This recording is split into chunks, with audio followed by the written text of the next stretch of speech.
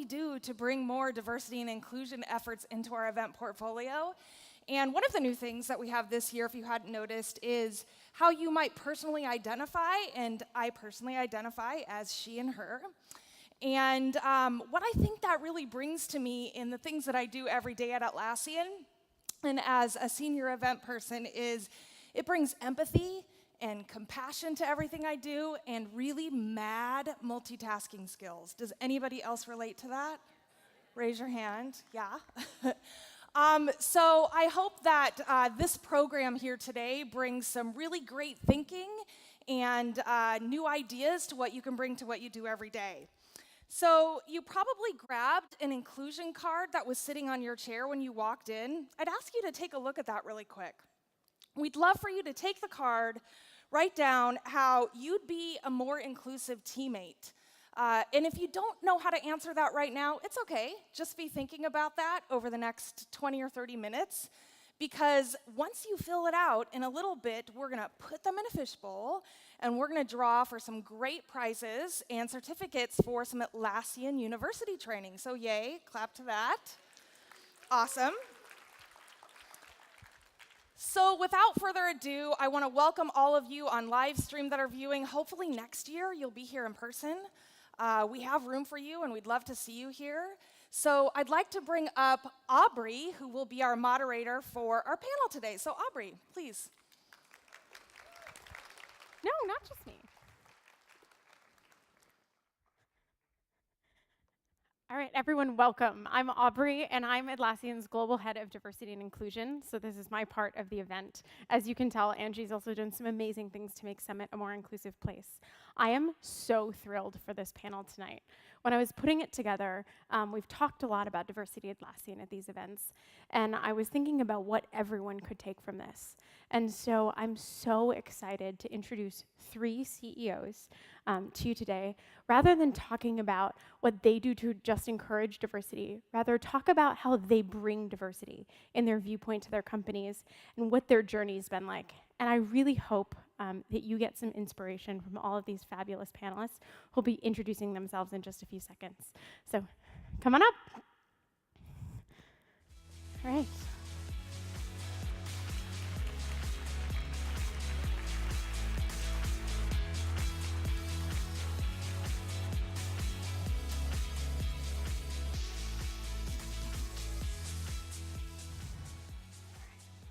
This is exciting. Never worn a dress on stage before. If anyone really likes them, you can get them in the swag store. There are Atlas dresses, and they were designed by one of our amazing Atlassians in Sydney, Kayla Cannon. So hi, Kayla. Thank you.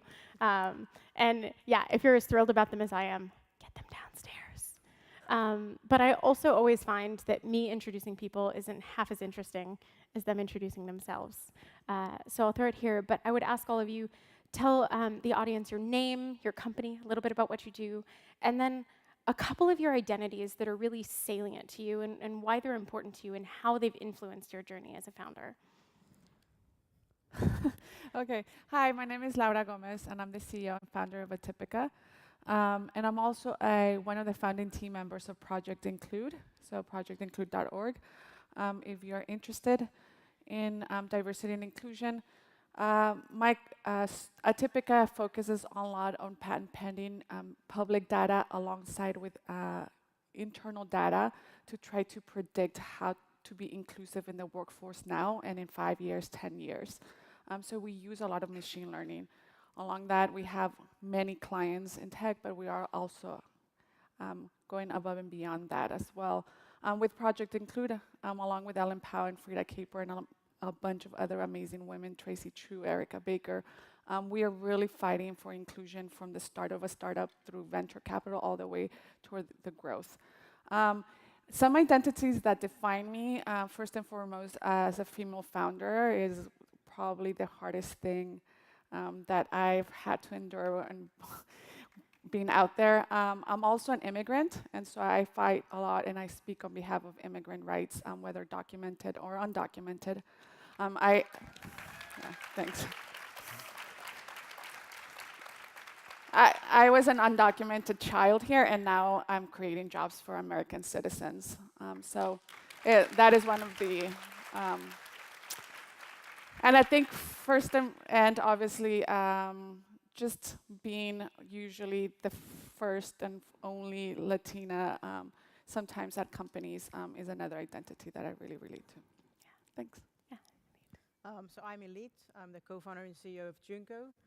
We do have an AI-based diversity and inclusion coach. We basically connect to different SaaS platforms like Atlassian or recruiting platform and look for patterns of behavior that points on unconscious bias towards minorities and help fix them in real time.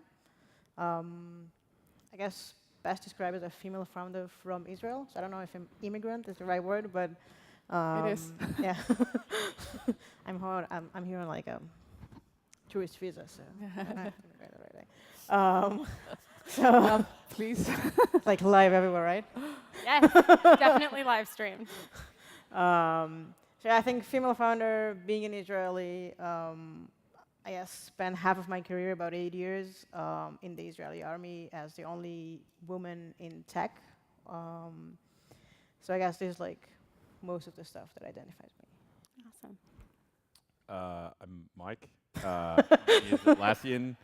You probably know what we do. Don't need to pitch it. We'll save the time for better information. I identify as a husband, a dad, a founder, very much so, an immigrant, weirdly, which is a very different immigrant journey, I realise. So I identify as Australian, but I actually wasn't born in Australia. And it really bugs me in Australia that I too came to Australia and have created a few jobs down there, and we are trying to put up, maybe not physical walls, but we are trying to. Immigration is way less popular than it used to be in Australia, and then people tell me, well, you're not really an immigrant. I'm like, wait, how am I any different than anybody else? That like wasn't born in the country, I've come here, and so I try to champion a lot of immigration and refugee causes in Australia, because I think, Aubrey will tell me the correct term, I suffer reverse bias or something. Yeah. That's awesome. That's true. I mean, we have incredible international diversity at Atlassian, especially in the Sydney office. Yeah. Which is amazing. But talking about your journey as CEOs, all of you run B2B companies or enterprise companies, and what has been your biggest challenge as a leader? Or you can pick a few.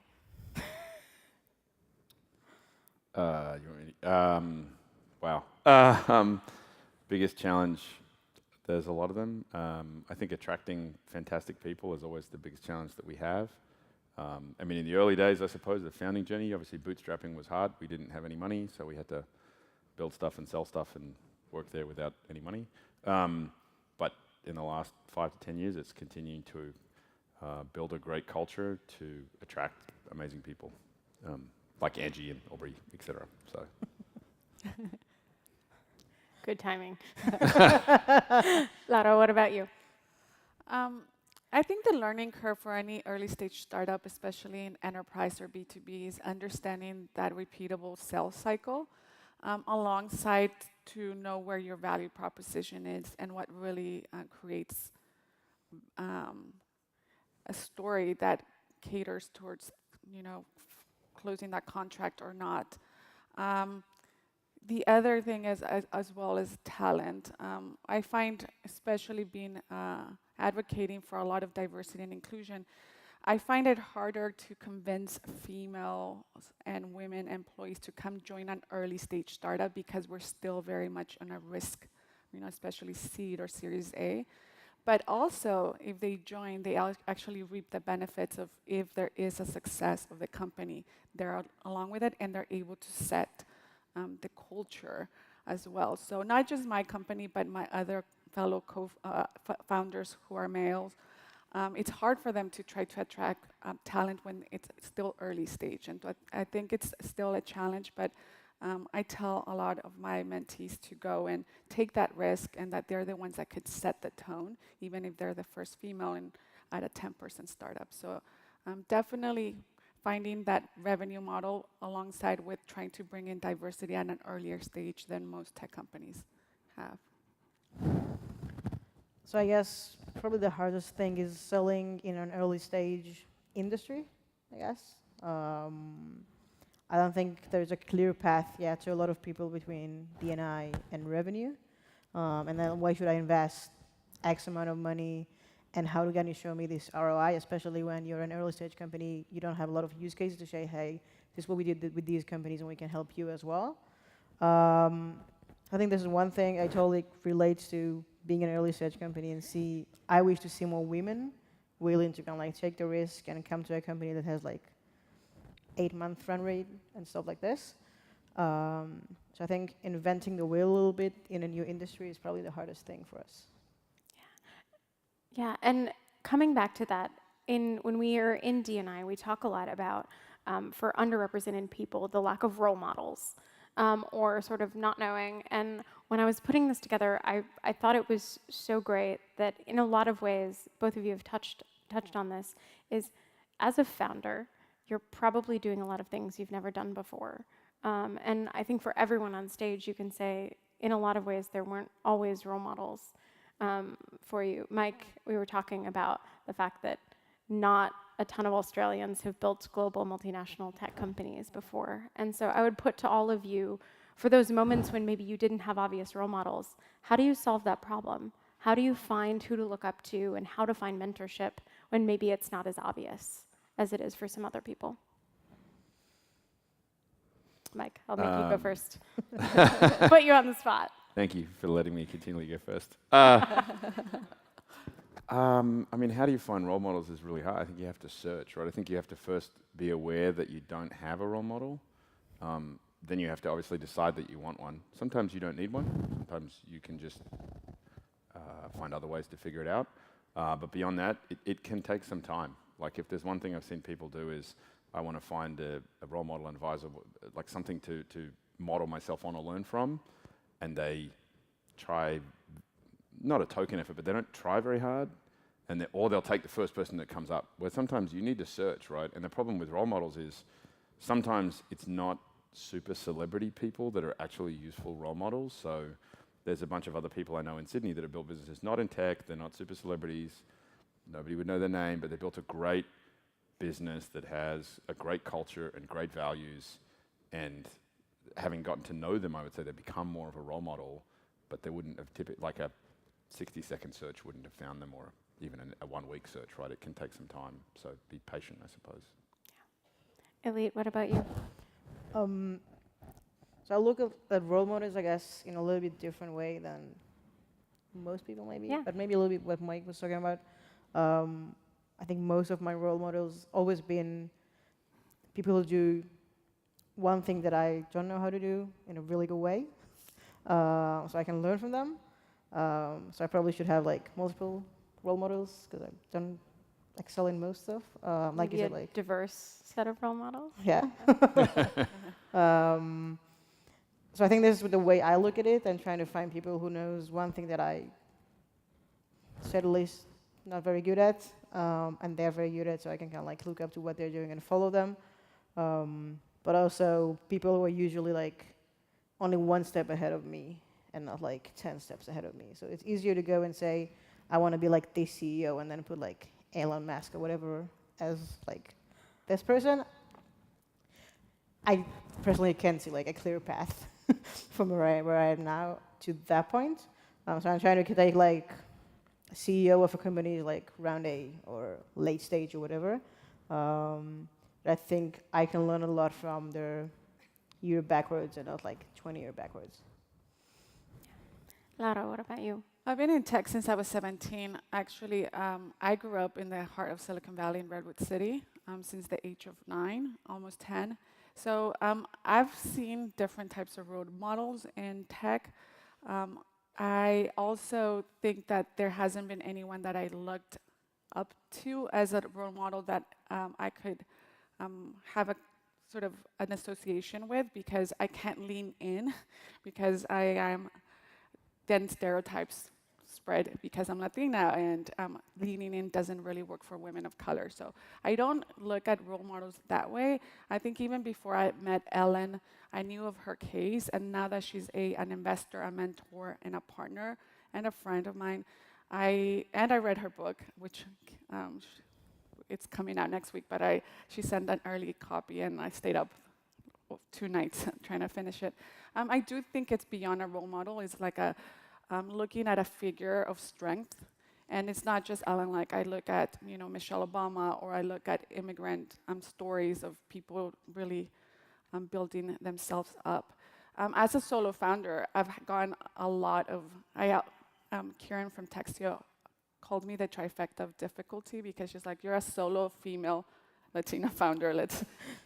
I'm praying for you, you get funded. I did.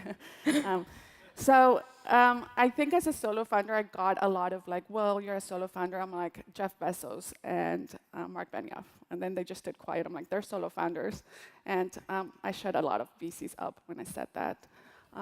So I think looking at whether they look like me or not, they've done something that it's one of my identities, and then holistically of someone that is perseverance and resilient, I think is definitely Ellen. That's awesome. So one of the things I've learned, well, not founding a company, but I suppose you could say that I at least founded the D&I function at Atlassian. If there is anything, all of my bosses can tell you this, is that I constantly am like, I don't know how to solve that problem. Because the wonderful thing about D&I is usually 80% of the problems you're solving, no one has solved, and you've personally never seen before. Which I think in some ways inspires a little bit of empathy for people that are running a company. And I've had to spend a lot of time not necessarily knowing the answers, but having a really defined sense of principles and methodology of how I solve problems, because I'm constantly freaked out that I'm doing it wrong and things like that. So for all of you, I would be curious to understand either a particular story of a challenge that you came up against that you absolutely did not solve, and how did you get there, and what was the outcome? Or at a more broad level, what do you do in those situations? How do you cope with the amount of uncertainty that you're facing? As a founder who's constantly, if your business is successful, facing more and more challenges that you've never seen before. I won't make Mike go first. Elite, why don't I let you go? I'll go first. I think the first challenge I came across running the company was we just started Techstars. I think it was like the kickoff for us for a company.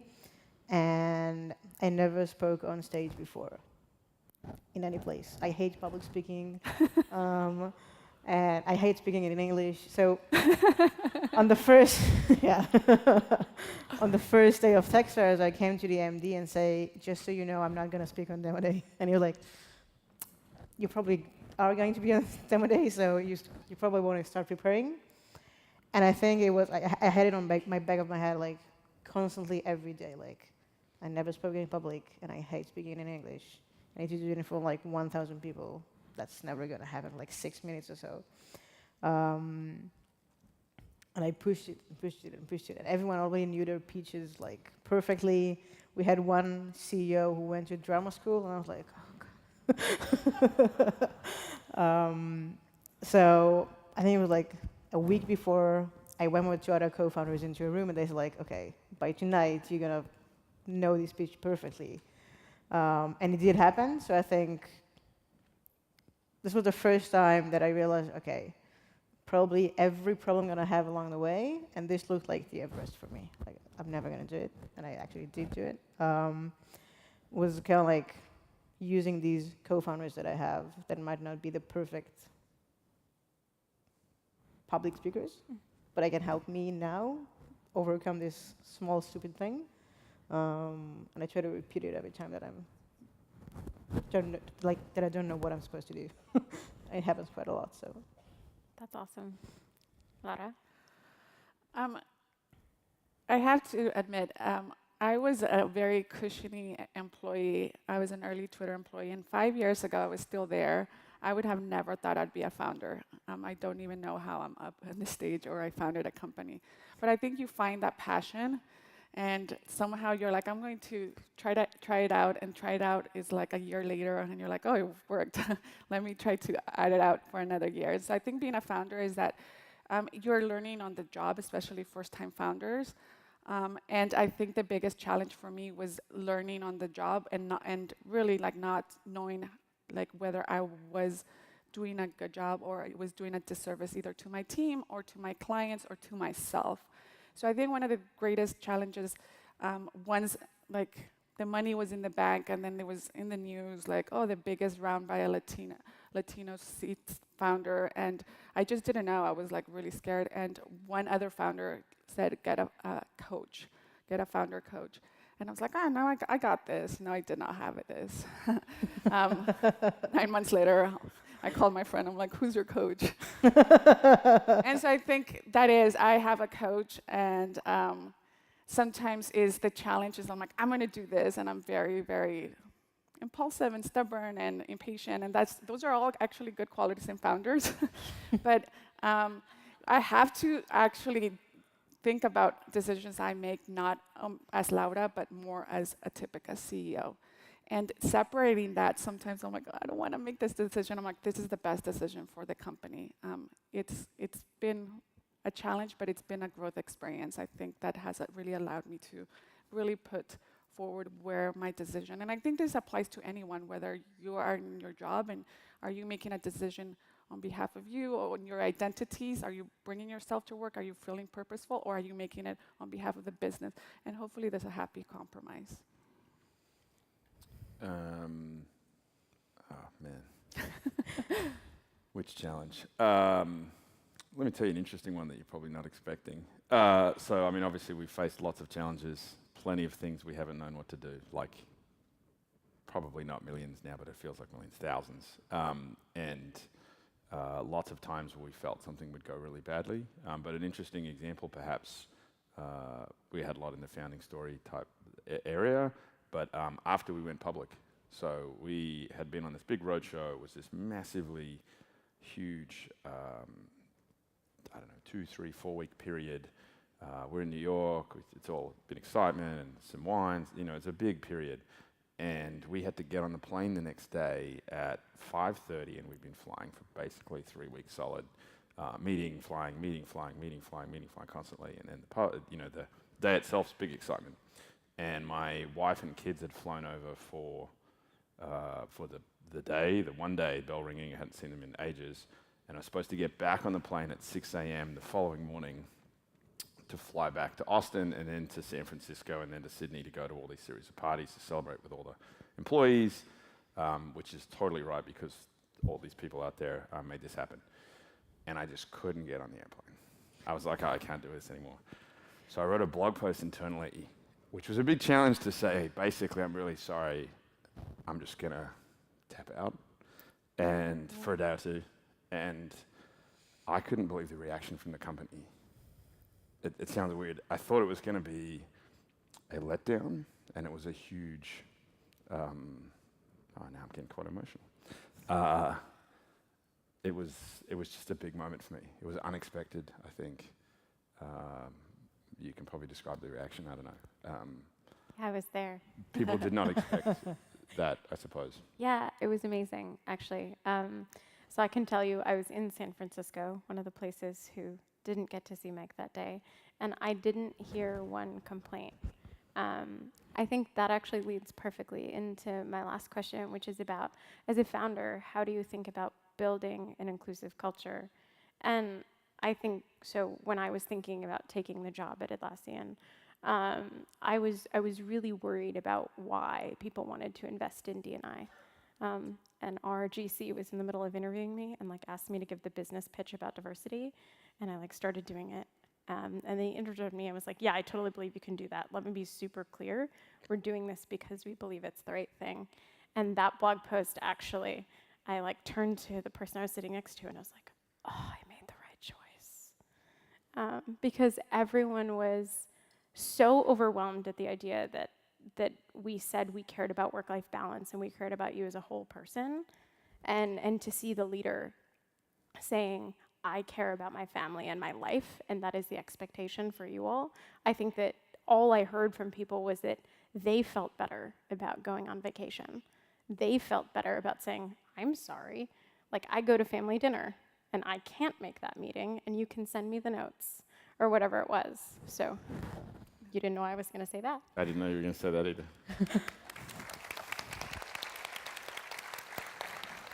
But so you can go again if you want.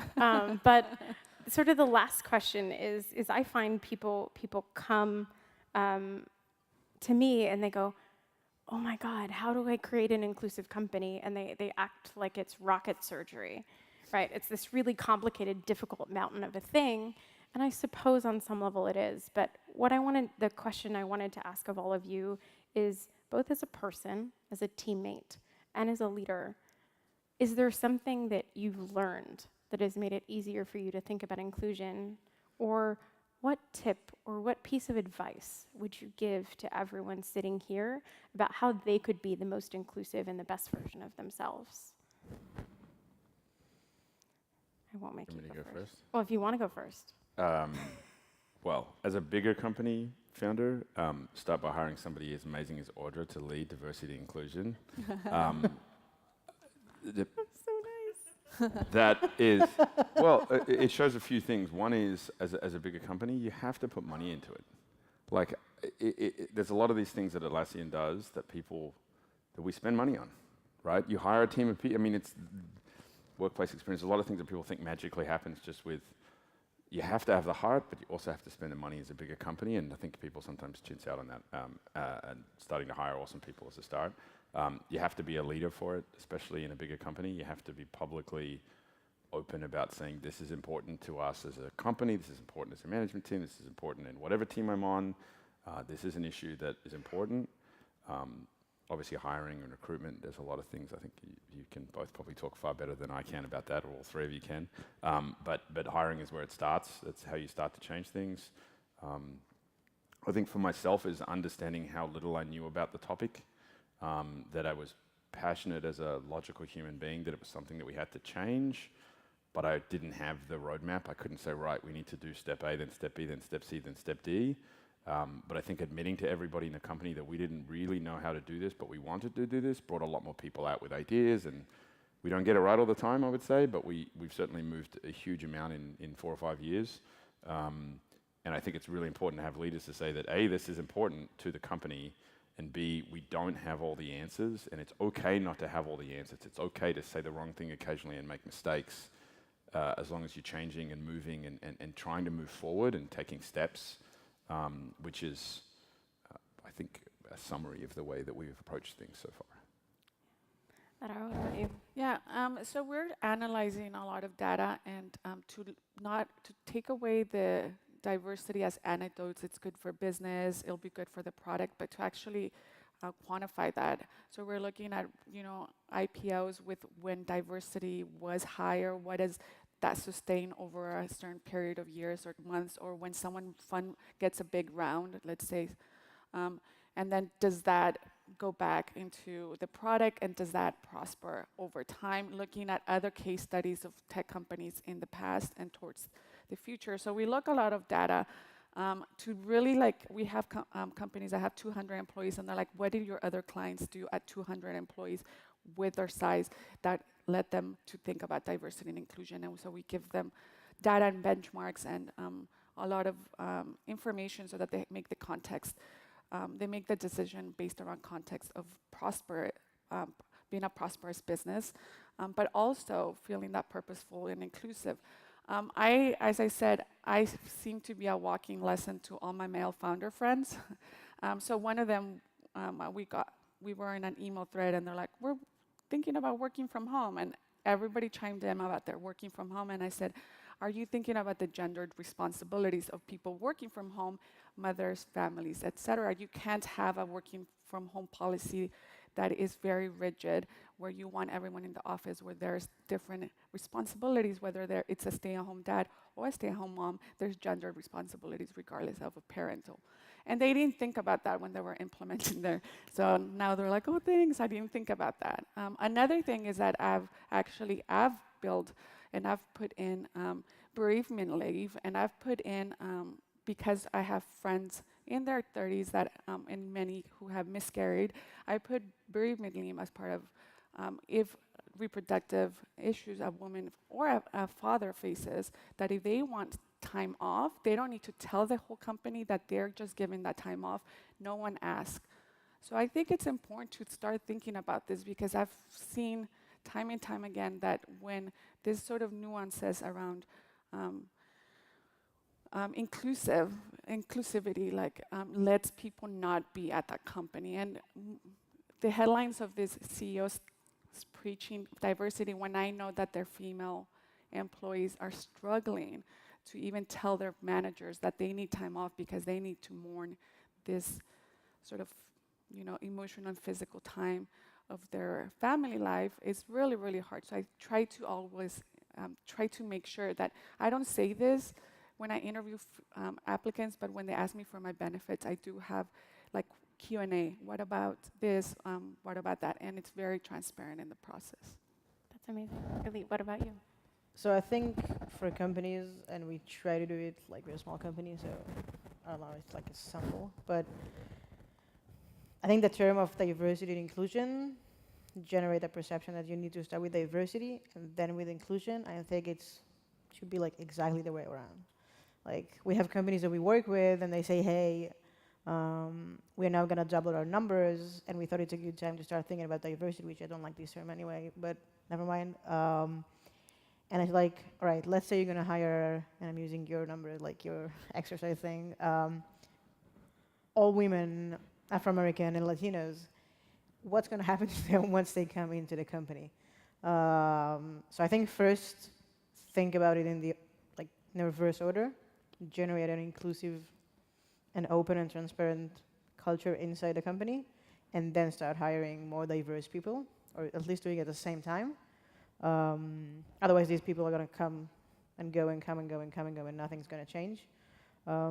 Internally, for us, being a really small company, we do really small stuff that I'm hoping we're going to keep doing, probably in a smaller scale, but keep doing is like every Tuesday when it's afternoon in Israel and really early here, we do what we call a company sync. So everyone is saying what they've done last week and what they're doing this week, including myself, even if it's like the stupidest stuff or the biggest thing. Like I met with this VC and they said it's a crappy idea, or no one is gonna pay for D&I staff and stuff like this. And I hope they're gonna keep doing it as we grow internally in the teams.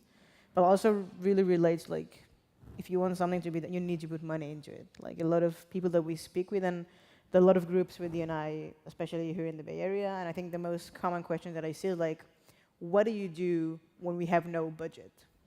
Nothing. Or not much. Like you can do like really small stuff with no budget, but if you really want to make it as you grow and stick with it, you need to put money into it. So yeah. Good advice. All right, so pay for it, start early, and think about your policies and the way that you're supporting people from coming in. That seems like really amazing advice for everyone. So I want to thank you all so much for joining us, and for all of you for sitting here listening to this fabulous presentation. We're going to take off now, but we do have a couple more things in store for you this evening. So thank you so much.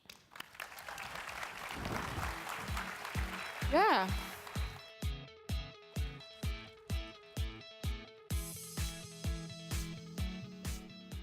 So this is all about sharing and learning from one another, and I know this just isn't about, making Mike tear up again, but I will use a personal story. That when I came to Atlassian just a little over 2 years ago, I was deciding between a huge enterprise company that spends gazillions of dollars on events or going to Atlassian. And I will tell you that learning about the culture and being able to go to an organization where I could make a difference and they were believing in that was the selling point. So I think that taking those risks, I love the compassion that we just heard on the stage here. So these cards, I want to make sure that you took a chance to fill them out because we have prizes that are happening. So thanks again to the CEOs. Now we're going to go to an interactive part of this session. It's going to be really fun, and it's going to be led by somebody that's even more fun than really fun. So I would like to introduce you to Dom Price.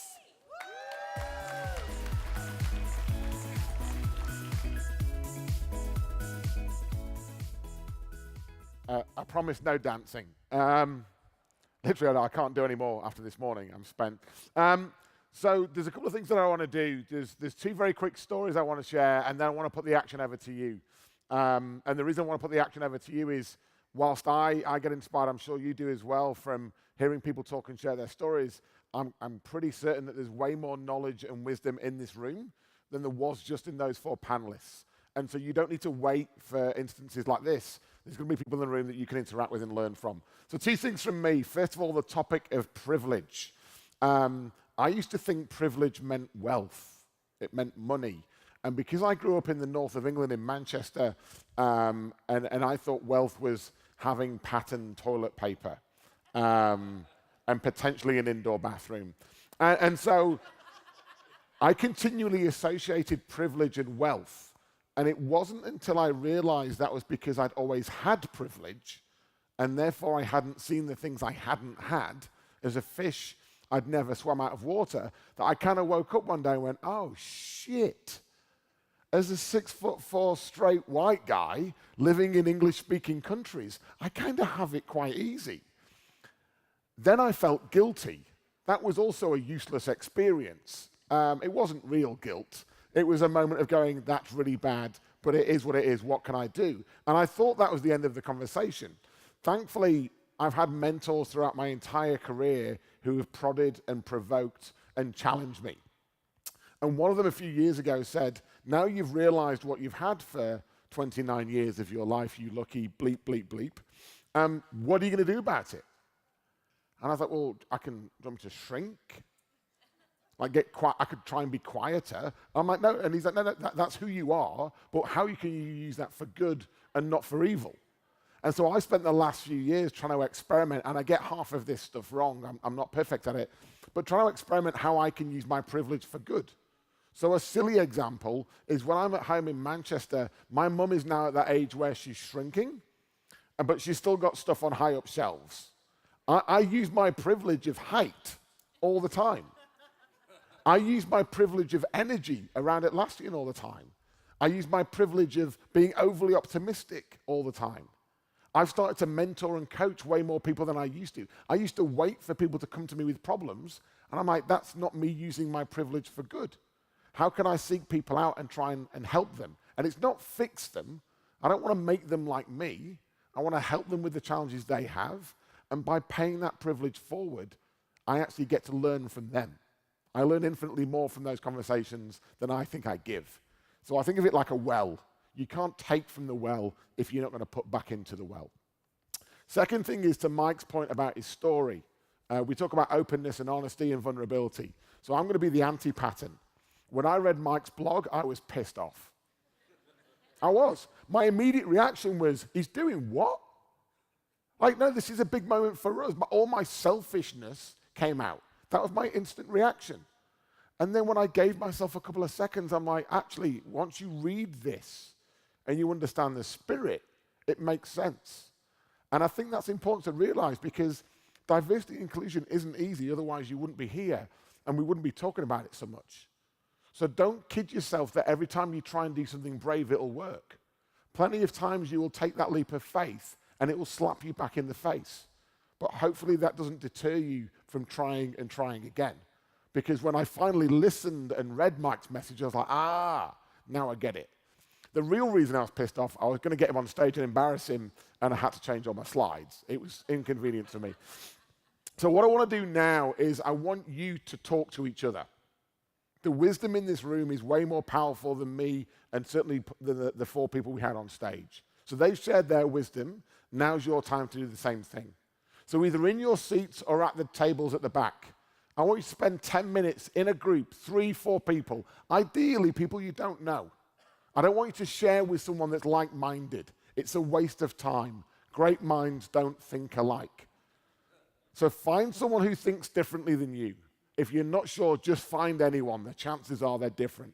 And share a story with them. What do you think your privilege is? How are you paying that forward?